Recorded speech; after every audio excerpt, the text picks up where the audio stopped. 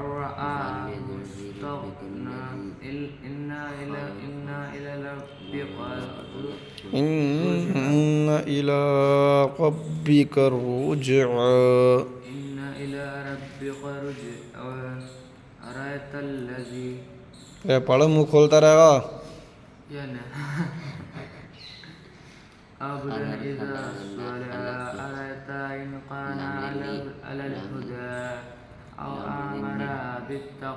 بالتقوى أرأيت إن كذب وتولى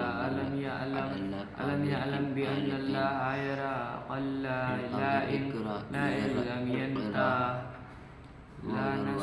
لا نسفعا